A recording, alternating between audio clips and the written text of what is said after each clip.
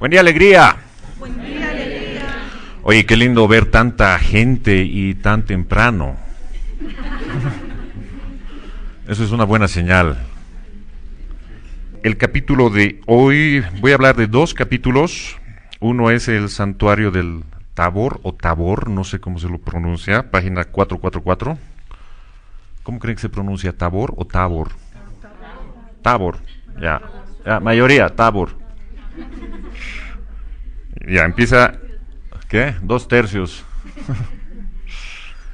Ya, la anterior hemos hablado sobre el niño apóstol.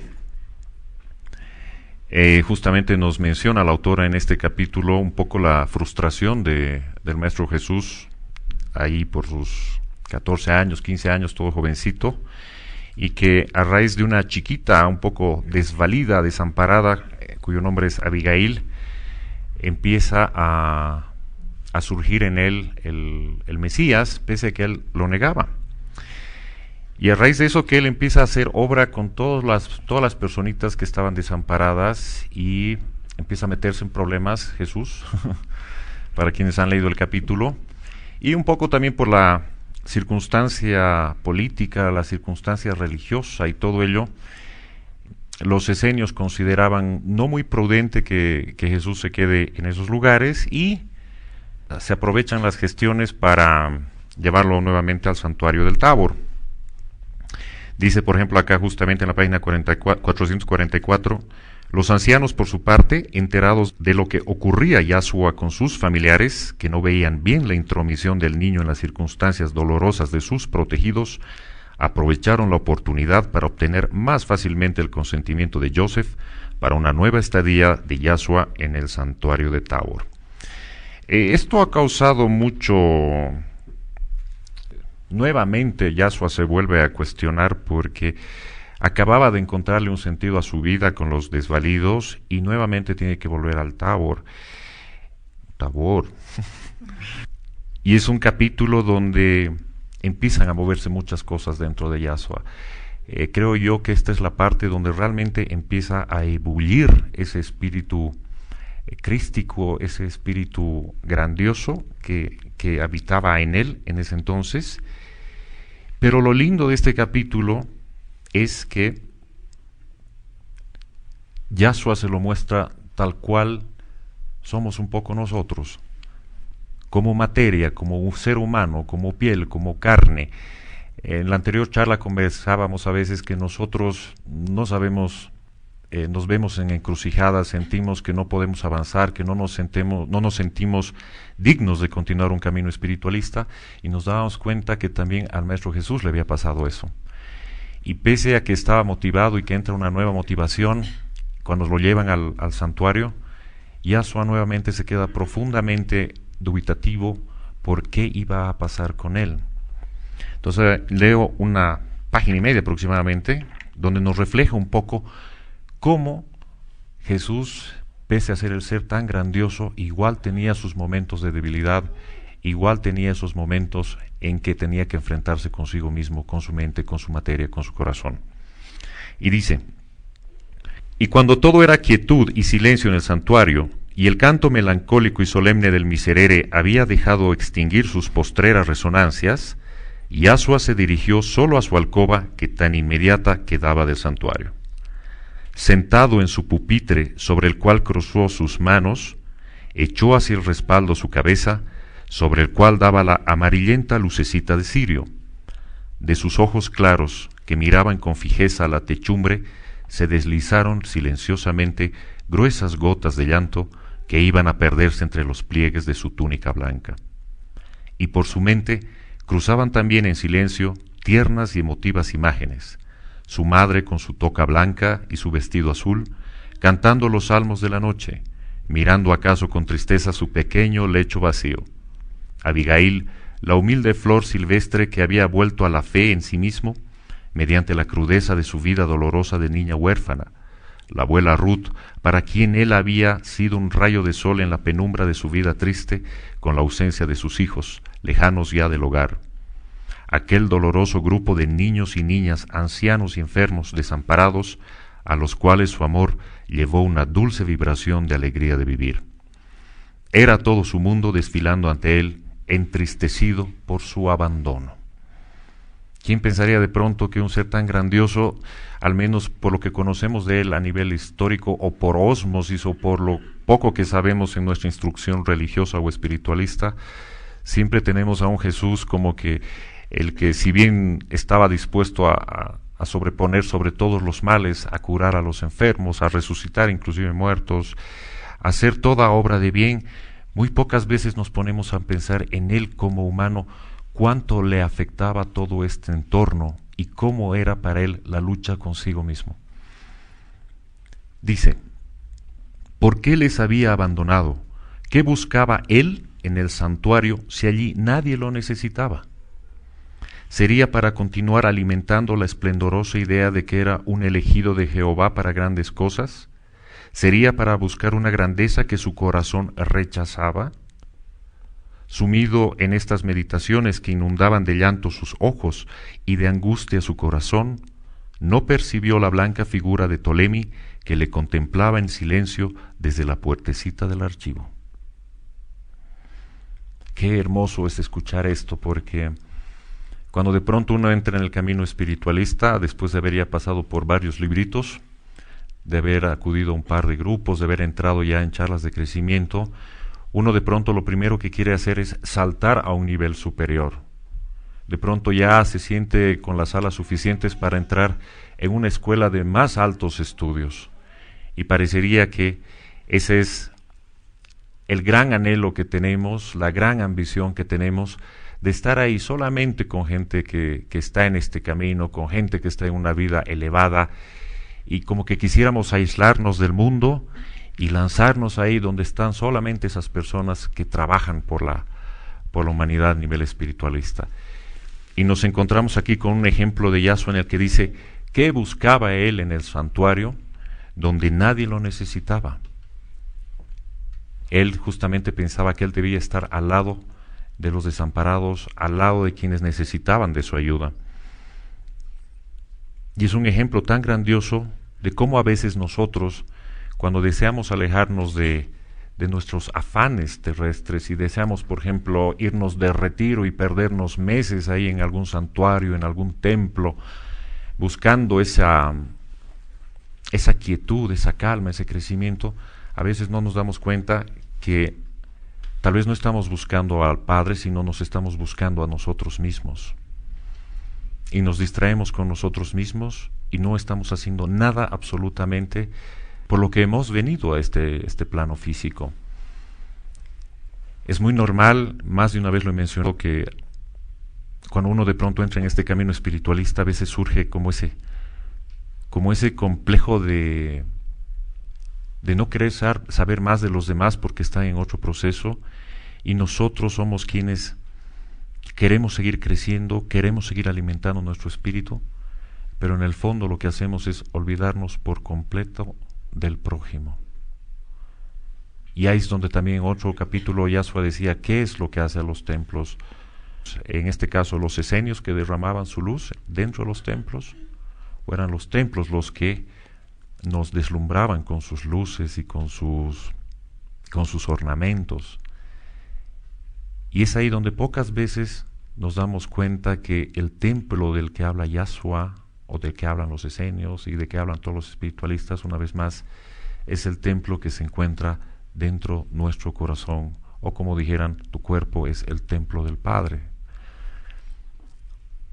Y cuando realmente entendemos de eso, nos damos cuenta que la única forma de hacer obra es haciéndola, y no yendo a retirarnos a otros lugares. Si de pronto uno necesita su espacio, uno necesita su tiempo para meditar y todo ello, resulta que a veces por dedicarnos nuevamente a pensar en nosotros mismos, en que necesitamos un espacio, dejamos descuidados a los seres más cercanos, más queridos que están cerca nuestro. Y a veces es curioso que de pronto uno que está tan feliz porque ha crecido tanto a nivel espiritualista, su familia inmediata le diga, has cambiado tanto, no eres el mismo de antes, te has vuelto un raro. Y eso es curioso para mucha gente, dice, pero si estoy bien. Y es muy normal que la misma gente le diga, pero estás más frustrado, estás con más tristezas, estás con todo como no eres lo que eras antes. Aparentemente la vida anterior a la de un espiritualista, cuando sale, jaranea, se divierte mucho, parecería que eso es más aceptado que cuando un espiritualista entra en el camino y de pronto empieza a conflictuarse. Pero eso es una etapa, así como se conflictó Yashua, porque después justamente viene el levantarse, el pararse otra vez para continuar a lo que se ha venido, para que esa metamorfosis termine de cumplirse y se haga lo que se tiene que hacer. Y en el momento que alguien se da cuenta de eso, se da cuenta, valga la redundancia, que no necesita de templos, que no necesita ir a perderse meses, que no necesita ir a meterse en claustros espiritualistas, sino lo único que necesita es meterse dentro de su corazón. Y todo lo demás va a venir solito. Pero una vez más, muchas veces, como somos tan fanáticos un poco por lo externo, queremos el gurú a nuestro lado, queremos el mantra preciso a nuestro lado, queremos la oración que nos proteja todo el tiempo, queremos todas esas herramientas espiritualistas para manejarnos bien en la tierra, y lo único que hacemos es confiar en lo externo y no nos unimos a nuestra alma, a nuestro maestro, a nuestro espíritu, al maestro Jesús, al Padre o a la línea religiosa a la que profesen, y no nos damos cuenta que nosotros somos los únicos que podemos generar el cambio sin necesidad de factores externos. Y en este caso, cuando Yashua vuelve al santuario del Tabor, una vez más se pregunta: ¿qué hago yo en este santuario cuando aquí nadie me necesita? Realmente su alma exteriorizaba sus grandes deseos de trabajar, pero la ley le tenía destinado este santuario, porque para poder lograr lo que tenía que hacer, tenía que crecer. En el caso del Maestro Jesús, estaba siendo visto por muchos ojos, para su crecimiento, para su desarrollo, para su evolución, para que pueda hacer lo que pueda hacer. Dice: sumido en estas meditaciones que inundaban de llanto sus ojos y de angustia su corazón, no percibió la blanca figura de Ptolemy que le contemplaba en silencio desde la puertecita del archivo. «Ay del que está solo», dice el sagrado libro, murmuró con voz queda el anciano.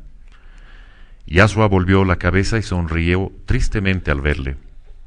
«No lo estoy ya desde que vos estáis aquí. Pasad», dijo el niño dejando libre el pupitre. «Sentaos, que yo lo haré sobre el lecho». «Estás pensando», dijo el anciano, «¿por qué estoy aquí si es la hora del silencio y del sueño, verdad?» «Es cierto, y no esperaba ninguno en mi alcoba a esta hora», le contestó. «El amor vela siempre, hijo mío, y esta vez él me eligió a mí para demostrarte que los ungidos del amor no están nunca solos». «¿Eso quiere decir que me creéis un ungido del amor? ¿Por qué?» «Porque amáis mucho, inmensamente más de lo que aman los demás hombres. ¿Y qué demostraciones de amor podéis tener vos de mí? Me habéis conocido hoy. Ese llanto que ha dejado huellas en tus mejillas y círculos violeta alrededor de tus ojos, hijo mío, me dicen muy claro de cuánto padeces por tanto amor. La separación de todos tus seres amados ha llenado de amargura tu corazón, y esa amargura ha desbordado como un torrente incontenible que ya no cabía más en las anchuras de tu alma. ¿No es eso cierto? ¿No es cierto todo esto, Yashua?» «Sí, hermano Ptolemy, así como decís, pero no veo nada excepcional en esto, pues creo que todos padecen cuando se separan de los que aman.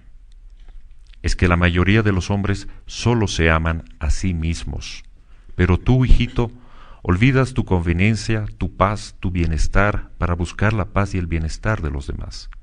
Tú sentías hace un momento angustias de muerte pensando en tu madre que se sentirá sola sin ti, en tus protegidos que se creerán desamparados sin tus ternuras. Tú sufrirías por ellos y no por ti, ¿verdad? Así es. En cambio, ellos sufren porque han perdido por un tiempo la posesión tuya. No tienen tu ternura, tu solicitud, la casi infinita suavidad que derramas sobre ellos. ¿Quién ama más, Yashua? ¿El que llora por el bien perdido o el que llora por el dolor de los demás? Oh, desde luego se comprende que ama más el que llora por el dolor de los otros. Así lloras tú, Yahshua, cuando lloras. Por eso te he llamado ungido del amor. Creo que quienes más comprenden esta situación son quienes son padres, quienes son madres, pues sí son capaces de dejar todo por sus hijos. Y es un dolor que realmente refleja tal vez lo más cercano hacia el prójimo, del amor al que se refiere Jesús. O en planos muchos, mejor dicho, en situaciones para quienes no somos papás o mamás, tal vez justamente cuando pensamos en nuestros hermanos o nuestros padres nos duele mucho el abandono de no estar con ellos. Y ahí sentimos realmente lo que es sentir amor por alguien. Pero de pronto surge algo que nos decimos, ¿por qué no tenemos la capacidad de sentir ese mismo dolor por una persona ajena, por una persona extraña? Y lo que normalmente sucede es que nos sentimos tristes cuando alguien nos abandona. Es muy común en el caso de las parejas, es muy común cuando te dejan solito y te sientes solito, y es por una vez más porque ahí estamos pensando solo en nosotros y no en otra cosa. Y es ahí donde empiezan nuestros grandes sufrimientos, nuestras grandes frustraciones. ¿Cuántos de nosotros nos hemos sentido tristes, abatidos, desesperados? Porque la otra persona no te quiere. Porque la otra persona se fue con otro. Sientes que el mundo se te cae. Porque te estás dando cuenta que solo estás pensando en ti. Anthony de Melo decía, te amo tanto que soy tremendamente feliz sin ti. Y eso a veces es un poco difícil de comprender. Pero hay una parte igual en Orígenes de la civilización adámica que nos muestra un poco cómo es ese amor tan sublime, que contigo estoy feliz y sin ti también estoy feliz.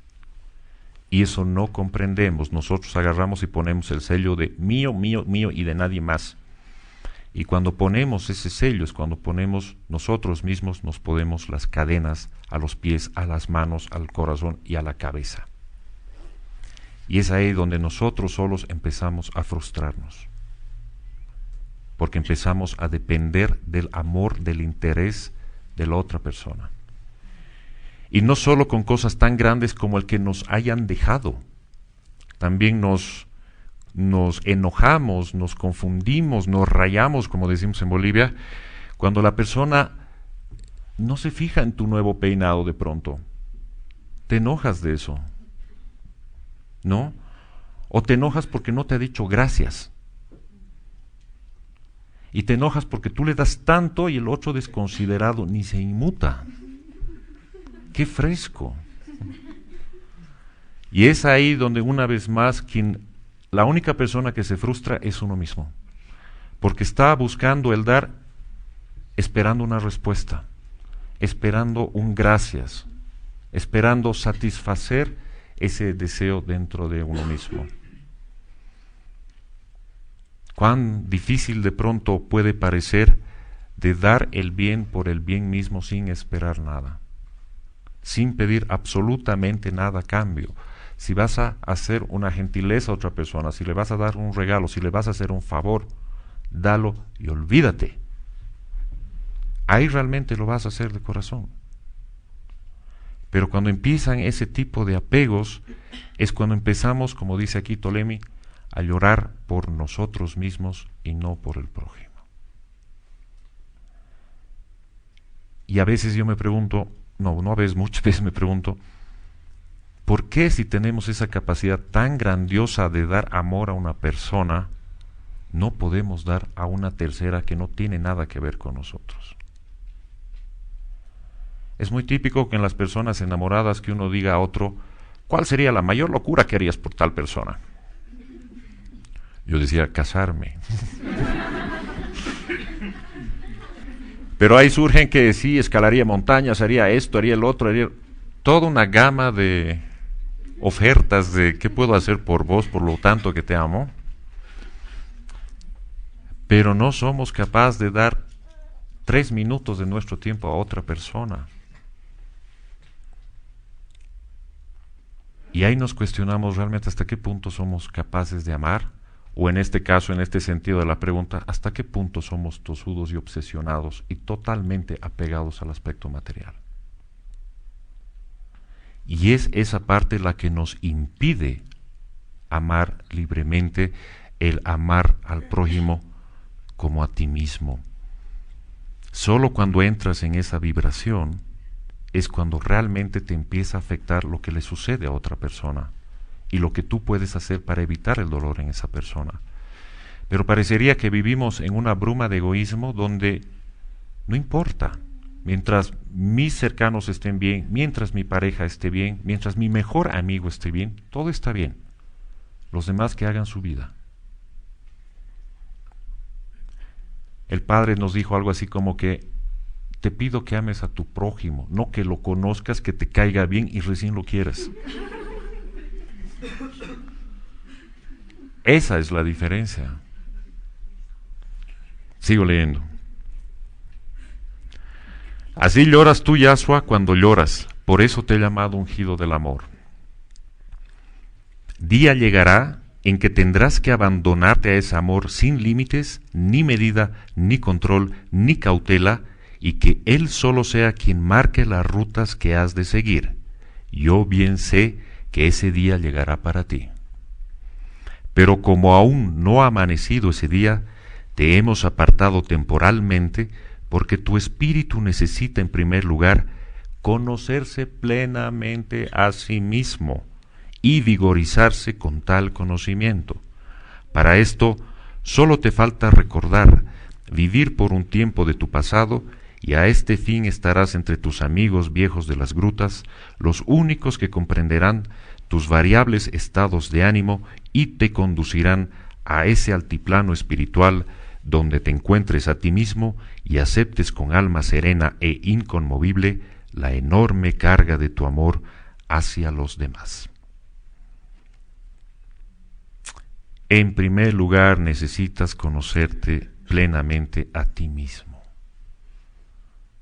Si no te conoces a ti mismo, si no te amas a ti mismo, ¿cómo vas a hacer eso con los demás? Uno es, las cosas que dice, es el reflejo del alma de una persona. ¿Cómo puedes tú hablar de amor al prójimo si de pronto eres una persona profundamente racista o ligeramente racista? O cuando empiezas a juzgar a una persona por su clase social, por el color de su piel. Entonces estás emitiendo juicios que no son a tu parecer, y de esa manera jamás podrá salir algo positivo del corazón. Solo en el momento que se limpien esos rencores, que se limpien esos prejuicios, en el momento que realmente te despojas de todo y empiezas a conocerte a ti mismo, recién vas a poder amar al prójimo. Antes no. Si han leído Llave de Oro, 7 portales, cuando habla del primer portal que hay que pasar en el nivel de la evolución, el primer paso que hay que lograr para el primer portal es el amor al prójimo como uno mismo. Y en el segundo portal es cuando recién uno se despoja de todo, de los 7 portales. En el segundo portal es cuando, por ejemplo, recién ahí ya inclusive trasciendes el aspecto sexual. Y es tan sabio eso. Mucha gente dirá, no, yo voy a entrar en un claustro, voy a poner un cinturón de castidad y con eso voy a acercarme al Padre. Es al revés. Solo cuando amas al prójimo como a ti mismo, lo demás va a venir solito. Si no puedes estar, por ejemplo, terminando de entenderte sexualmente, menos vas a entender el amar al prójimo. Y solo cuando entras esa conciencia amplia, universal, es cuando recién estás en la capacidad de soltar todos tus demás apegos. Antes no. Voy a dar un salto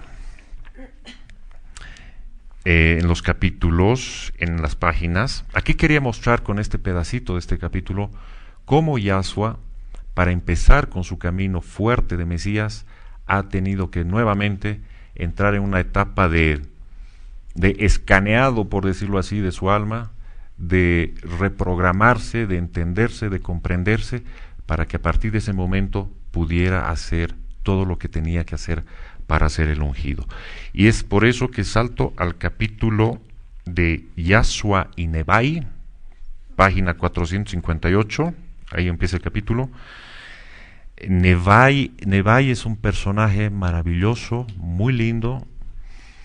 Muchas mujeres que he conocido que han leído Arpa se identifican mucho con Nebai. Sé de alguien que le ha puesto a su hija Nebai. Y Nebai tiene un rol muy fuerte cuando conoce ahora a Yahshua y cuando después de la partida del maestro, ella continúa una labor grandiosa. Pero quiero leerles un pedacito de esto de lo de Nebai, porque a veces nos sentimos tan ínfimos, tan pequeñitos, que no creemos que somos capaces de realizar cosas importantes. Y así como se han fijado en el capítulo del niño apóstol, donde Yahshua pensaba que no servía para nada, pero con solo ayudar al prójimo empezaba su camino de redentor, imagínense lo que puede pasar también con nosotros cuando nos damos cuenta que podemos continuar un camino de esas características. En la página 460, Yahshua, después de hacer las actividades en el templo, de desayunar, todo ello, decide ir junto con Melquisedec. Melquisedec le va a dar a conocer algunos lugares donde están sus protegidos, y es ahí donde Yahshua va a conocer a Nebai. Dice así: y Yahshua, acompañado de su maestro Melquisedec, salió al vecino valle plantado de granados y de naranjos, y en el cual se veían como cintas blanquecinas diversos senderitos que seguramente llevarían a las aldeas o cabañas vecinas y frecuentadas por los solitarios. ¿Me podéis decir hacia dónde conducen estos caminos que arrancan del santuario y se pierden detrás de las colinas?, preguntó Yahshua. Al final de cada uno de ellos hay un nido blanco y tibio, ocupado por avecillas salvadas de las tormentas de la vida y que hoy gozan de paz y de ventura. ¡Oh, de veras! Mi corazón se ensancha y salta de gozo como un cabritillo cuando veo seres arrancados al dolor y puestos en el camino de la paz. ¿Te gustaría visitarles?, preguntó el esenio. Si tú lo juzgas oportuno, con mucho gusto, contestó Yahshua. Dice: mi corazón se ensancha y salta de gozo como un cabritillo cuando veo seres arrancados del dolor y puesto en el camino de la paz. De pronto esto suena como que mesiánico, pero de pronto en el mundo, en la vida, en el diario vivir de nosotros, ¿cuántas veces nosotros nos sumimos en un dolor? Por más tonto que parezca o por más serio que parezca. Tienes un profundo dolor porque tu hijo partió, desencarnó. Tienes un profundo dolor porque tu matrimonio acaba de romperse. Tienes un profundo dolor porque no te regalaron el viaje de quinceañera que soñabas. Tienes un profundo dolor porque no conseguiste un trabajo. De esos dolores del día a día son de los que nos habla Yahshua. Y cuando nos dice: mi corazón se ensancha y salta de gozo como un cabritillo cuando veo seres arrancados del dolor. ¿Qué satisfacción más grande nosotros tenemos cuando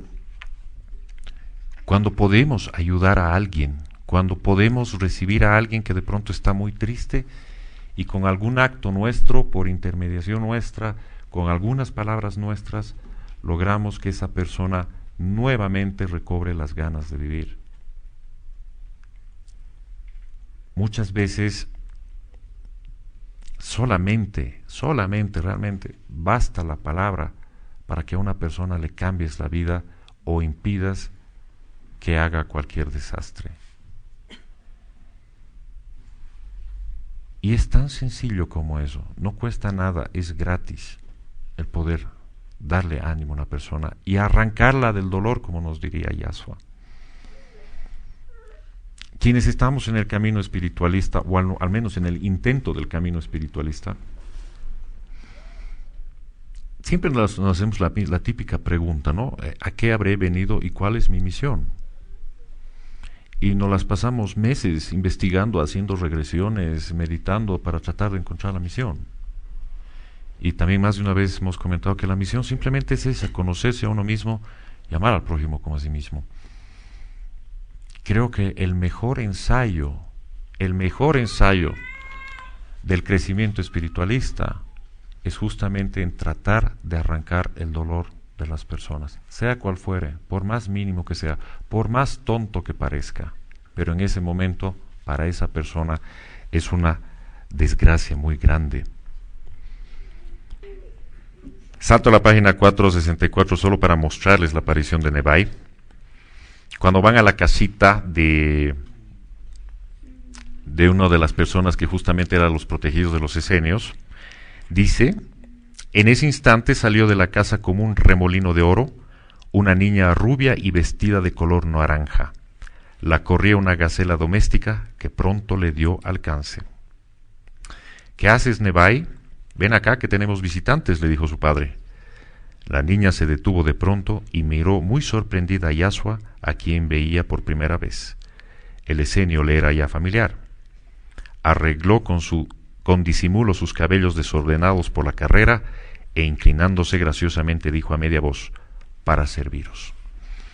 Es aquí donde surge un compañerismo muy grande, una alianza muy grande de almas entre Yashua y Nebai, como les decía, y siendo Nebai de un origen muy sencillo, muy humilde, muy claro, muy transparente, sin ni siquiera imaginarse a quién tenía al lado y cuál era la misión de la persona que tenía al lado, como para después ella entrar en la conciencia de que ella también tenía que proteger a multitudes, sin tener grandes conocimientos, sin hacer afanes de erudición, simplemente haciendo caso de lo que la ley le tenía destinada, de los caminos en los cuales le había puesto el Padre, y que obviamente solo con su libre albedrío podía ella seguir adelante. Después de esta pequeña excursión, cuando Yashua vuelve al santuario, aquí empieza algo muy lindo en Yashua y dice: cuando Yashua volvió al santuario después de la excursión, había desaparecido todo el desaliento, el pesimismo y la duda que la atormentaran días atrás. Veía claramente que se ensanchaba su campo de acción, que existía en el mundo mucho más dolor y miseria del que había visto hasta entonces. Ya no solamente era Abigail, su flor silvestre pisoteada en los caminos, y los niños menesterosos de Nazaret, quienes necesitaban de él. Florecillas de Dios destrozadas por la inconsciencia humana había en todos los lugares a donde tendiera su mirada.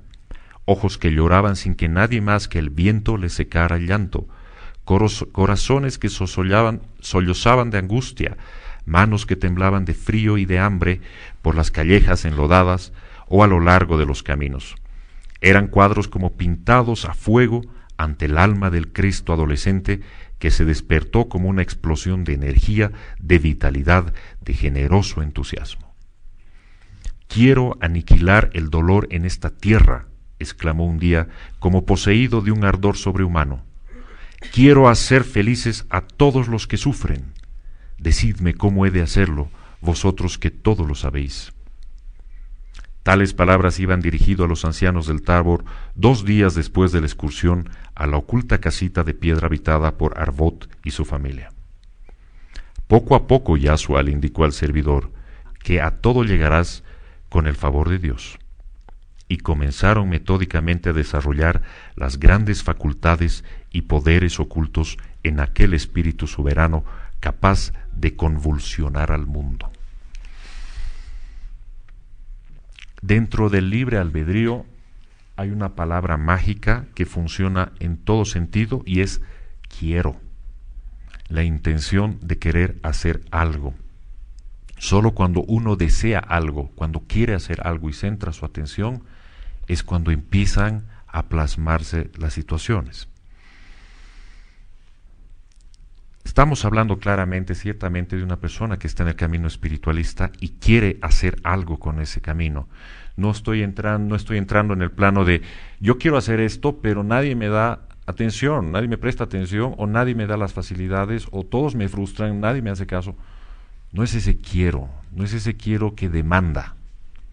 No es ese quiero de, pero yo que me rajo tanto y sufro tantas injusticias y no puedo llegar a plasmar lo que yo quería. Ahí, una vez más, no estamos hablando de conciencia. Porque cuando hablamos de conciencia, uno simplemente se pone a pensar y dice, esta es la voluntad del Padre, estos son sus caminos, yo los acepto, yo los llevo de la mejor manera. La otra vez conversaba con un amigo porque estaba renegando por un trabajo que le habían dado, porque lo tenía sin tiempo, sin vida. Y hubo el comentario al decirle, ¿por qué te enojas con lo que te da el Padre? Y ahí cambió su actitud. ¿Cuántas veces nosotros nos enojamos y somos renegados de todas esas cosas?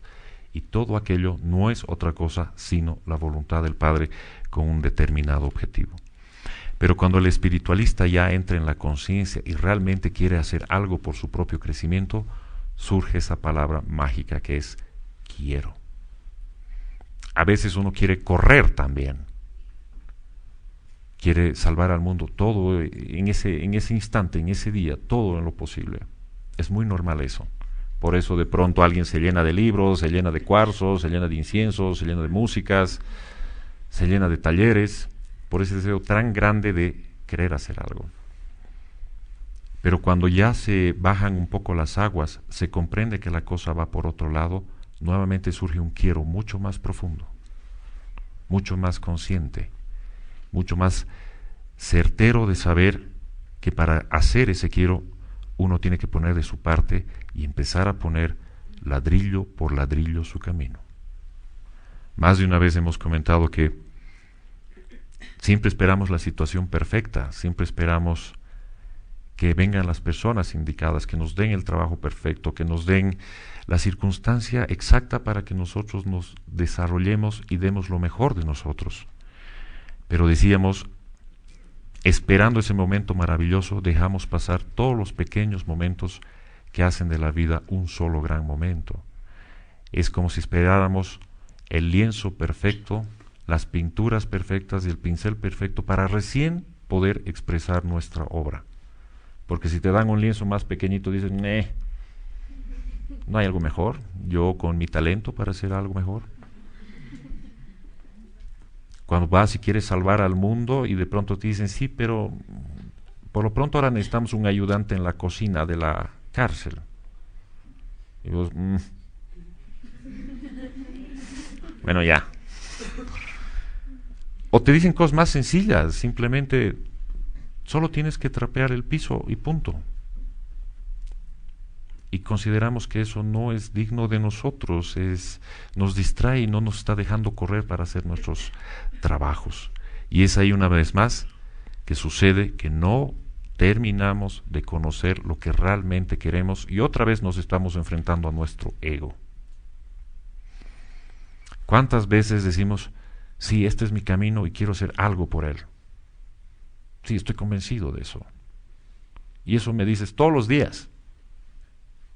Y no haces nada en esos días que realmente cumpla las satisfacciones a nivel espiritualista que quieres llegar. O háganse esta pregunta hoy. ¿Qué quiero hacer como espiritualista? Desde, quiero dar charlas, desde quiero apoyar, orfanatos, o desde que quiero escribir.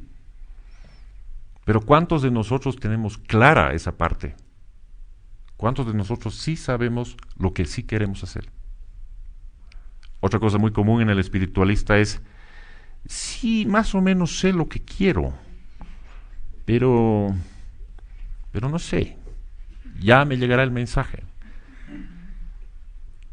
Hay una cosa que es bien cierta, si tú no caminas, no viene. Solo cuando tú pones la intención y das el primer paso y haces lo que puedas, recién te aseguro que te va a venir el apoyo. Obviamente hay excepciones cuando a veces ni lo esperas, te llega el mensaje sin anestesia para que ella empiece a trabajar.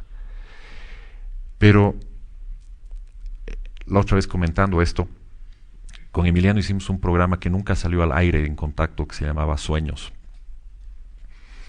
Y ahí decíamos que la gente normalmente no vivimos nuestros propios sueños, sino vivimos el sueño del otro. Siempre somos Robin y no Batman.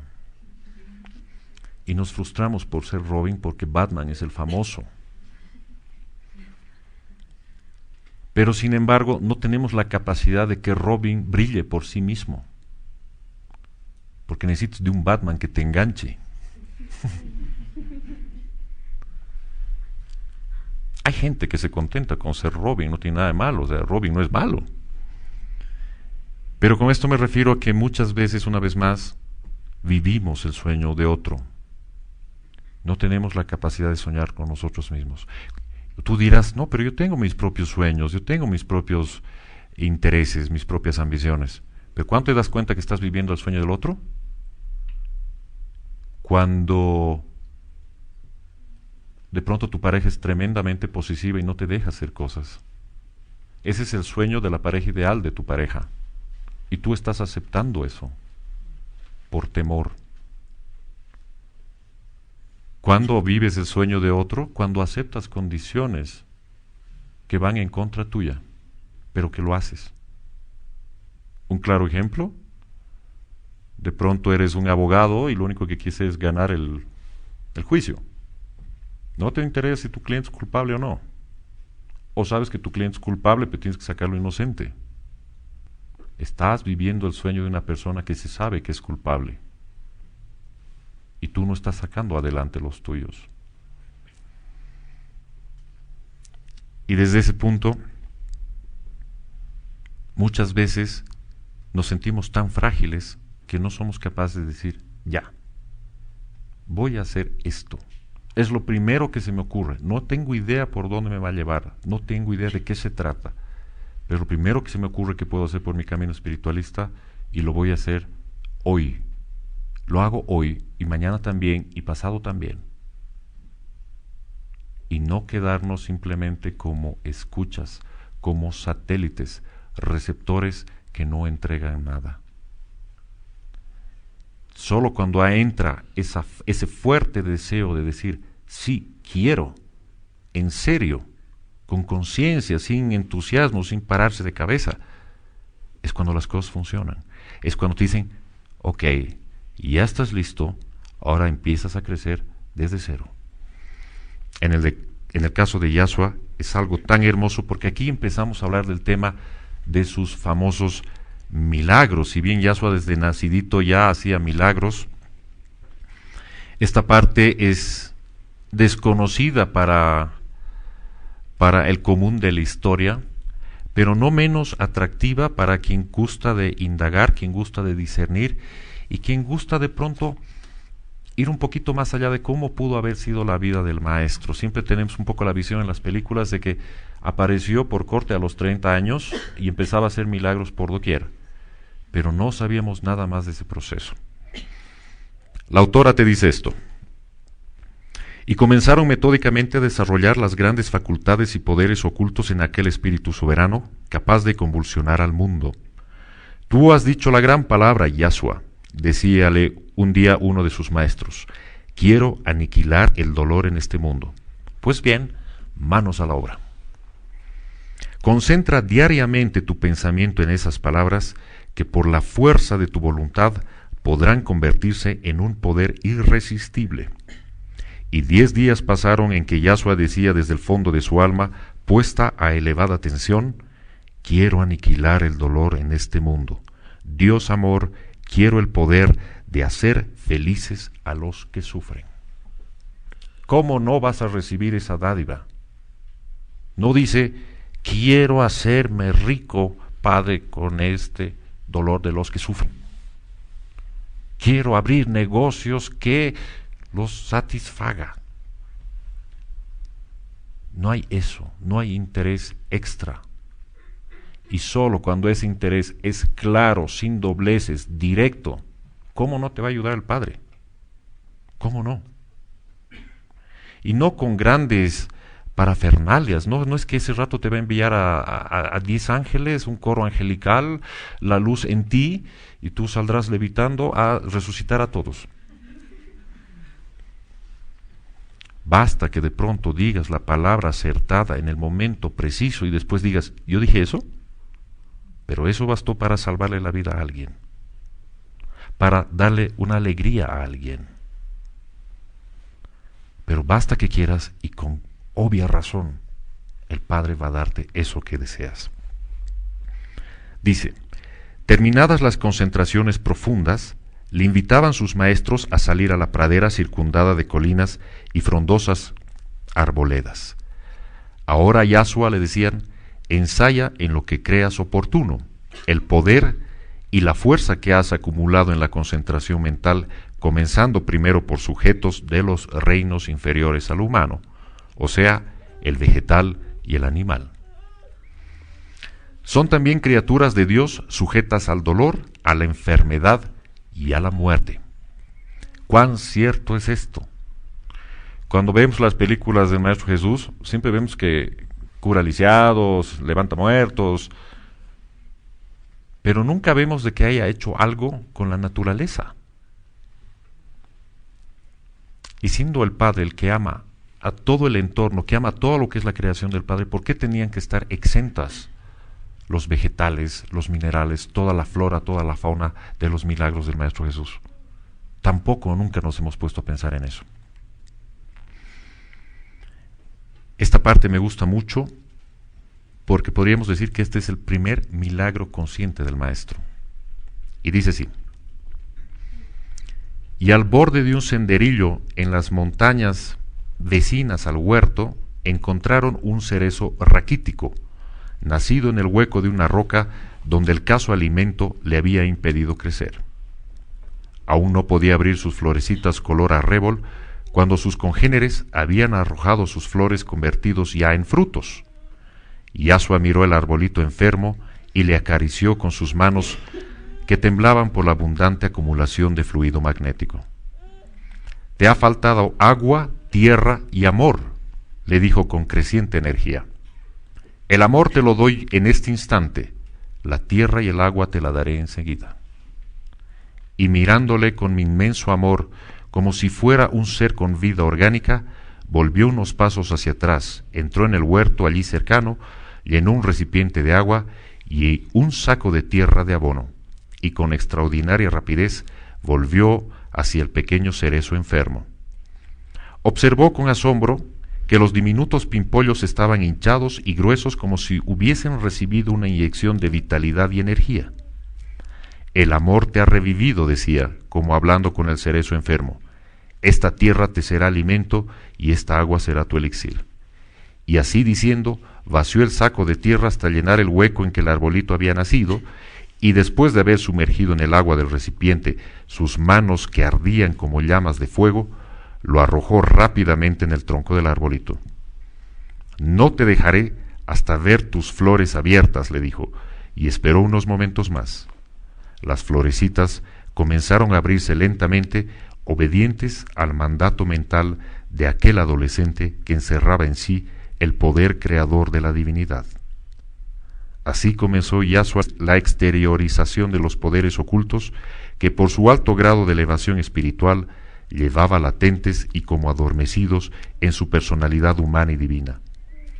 Muchos casos como el del cerezo enfermo se presentaron ante el Mesías adolescente, hasta que el fenómeno de la transfusión de vitalidad fue tan fácilmente realizado que los maestros comprendieron que Yahshua ejercía ya completo dominio sobre el reino vegetal, y con idénticos ejercicios metódicos y controlados pasó a dominar también el reino animal, después el reino humano y finalmente los elementos de la naturaleza.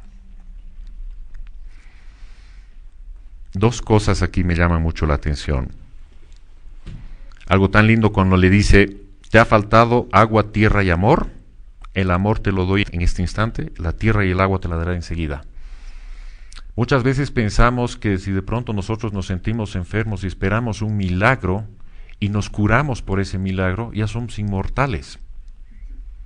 O ya no tenemos que preocuparnos más pero queda claramente establecido que vivimos en un plano físico con las leyes del plano físico y que tenemos que trabajar en función al plano físico. Una vez en un canal cristiano evangélico, el pastor se burlaba, hacía mofa de una persona que tenía una infección en los pies y que le decía al padre: Padre, ¿qué he hecho para merecer este castigo? ¿Qué he hecho para merecer esta gran infección en los pies? Y el pastor le decía: no metas esto al Padre, solo lávate los pies y no lo metas a Él. Y esto es algo que nos sucede. Si de pronto nosotros tenemos esa dádiva, pero no nos ponemos a trabajar en el plano físico, esa dádiva la vamos a perder. No porque en un momento te hayan dado un premio, te van a dar todos los demás premios. No porque una vez hayas sacado 100 en tu examen, los demás vas a sacar 100 por ósmosis. No porque de pronto el maestro te dé una luz en tu corazón que te despierte y te alegre a motivarte a ti mismo y que te motive, mejor dicho, a ayudar al prójimo. No porque en un día que te has sentido feliz de la vida, significa que al día siguiente no vas a estar igual. Es tan común en nosotros que después de una lectura inspiradora, de una charla, del estar con una persona, nos sentimos como dueños del mundo y queremos ayudar a todos. Sentimos esa dádiva, nos hemos sentido inspirados, pero al día siguiente se perdió eso. Ya no funcionó. Las palabras que ayer funcionaron, hoy no funcionaron más. Y tú dices: ¿qué está pasando conmigo? O más de una vez también lo he comentado, es muy típico cuando estás pasando tus clases de metafísica y estás con tus afirmaciones. La primera semana funciona de maravilla y después ya no más. Y dejas tu curso de metafísica. O dejas tu curso de Reiki, ya no sanas a más gente cuando habías sanado a 4. Y es muy posible que en esa semana sí hayas recibido esa dádiva. Hayas estado tan sintonizado con el amor que sí has podido curar y sí has podido realizar esas manifestaciones externas, esas manifestaciones materiales de la materia a través de tu pensamiento, pero después no vuelve a funcionar. ¿Por qué? Porque nos olvidamos de lo que queremos. Otra vez nos hemos olvidado del quiero en serio. Porque cuando realmente estás metido en el quiero en serio hacer esto, no hay nada que te impida continuar haciéndolo. Es tan curioso que esas cosas tan hermosas, esos mensajes tan bellos, esas manifestaciones, pequeños milagritos que recibimos día a día, los dejemos desvanecerse, pero sí tenemos la capacidad de aguantarnos al jefe 8 horas al día. Y si no vamos, nos bota de la pega, me quedo sin trabajo, y si no cumplo, y si no me rajo, y si no hago esto, todo el rato estamos 8 horas pensando en eso. Pero en la cosa más hermosa que recibes, en tu gran facilidad, en el libre albedrío de que tú por ti mismo hagas algo que quieres, lo dejamos. Es tan lindo, antes de irte a dormir, meterte a la cama con la satisfacción de que has hecho algo que ha ayudado a una persona, que has cumplido con tu deber, que si ese día fuera tu juicio final, le digas al Padre: hoy pude hacerlo. Y qué triste es que te vayas a la cama sin haber hecho nada, y que le digas al Padre: estaba en una parrillada. Sí, la has podido pasar bien en la parrillada, pero cualquier lugar es bueno para que puedas dar tu palabra, para que puedas dar tu cariño, tu amor, tu enseñanza, tu luz. Pero ni eso. Una vez más, la palabra es gratis.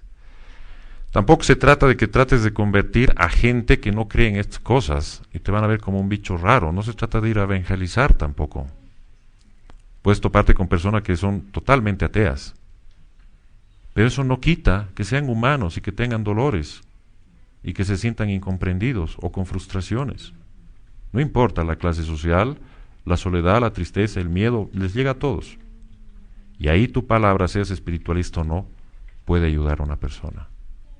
Pero una vez más, En un capítulo anterior decíamos que no se vaya este día sin ver tu luz. Y ver tu luz significa ver la alegría en otra persona, ver los ojos de agradecimiento en otra persona, o por lo menos haber hecho, realizado de alguna u otra forma algo por otra persona. Solo en el momento que te entregas fuertemente a los demás es cuando recién te encuentras a ti mismo. Solo ahí. Pero siempre, una vez más digo, siempre buscamos primero la añadidura y después el reino del Padre. Siempre, no sé por qué. Siempre buscamos hacer los milagros, siempre buscamos hacer tantas cosas, incluidos los espiritualistas. Pero una vez más olvidamos que no nos dejemos llevar por afanes, no nos dejemos deslumbrar por fuegos artificiales. Lo único que tienes que hacer es entrar en ti mismo, en tu templo, y tratar al otro como quisieras que te traten. Y dar más que eso, y ser tú el último de la fila. Si se te diera la posibilidad de ver frente a frente al Maestro Jesús, con toda seguridad a más de uno de nosotros quizás no quisiéramos dar la cara de la vergüenza de todo lo que hemos hecho en nuestros años. Y ahí realmente entendemos y decimos, oye, no soy, como que no merezco mirarte de frente, oye. Pero el Maestro en su infinita bondad te dice, voy a estar aquí siempre contigo, lo quieras o no quieras. Voy a estar cuando tú quieras que esté, y cuando tú no quieras que esté, ahí también voy a estar. Y cuando podemos entender que cualquier momento es bueno para poder hacer lo mismo por otras personas, es ahí donde vamos a poder ver esa luz antes de dormirnos. En cualquier pequeño detalle, no con grandes cosas, no con grandes discursos. Una vez más, es un lindo ejercicio irte a la cama y antes de dormir simplemente te preguntas si has cumplido a cabalidad tu día. Posiblemente por las circunstancias no te has enfrentado con otras cosas como para poder ayudar a otra persona. Pero sí siempre puedes ayudar a otra persona a través de tu oración, a través de tu concentración, a través del desear lo mejor de ti, tanto a la naturaleza como a las personas que están enfermas, como a las personas que están en problemas. Es muy típico que oremos solamente por los nuestros y por nadie más. Y si ese día no has hecho nada, es una buena oportunidad para que hagas una oración y ores por todo lo que no has hecho en toda tu vida, por todo lo que no has hecho ese día. Porque mientras tú estás en tu camita calientito orando, hay gente que está bajo el techo, en un lugar frío, está sin techo, está sin comer, está enferma, y que no la están pasando tan bien como tú. Con toda seguridad, el Maestro no se quedaría a charlar contigo por ayudar a esa gente. Bueno, sí tiene la capacidad de hacer las dos cosas a la vez, pero por lo menos al hacer nosotros esa oración, sí vamos a poder acostarnos con la alegría de haber cumplido con esa parte, del haber dado de lo más profundo de nuestra alma lo mejor a gente que lo necesita.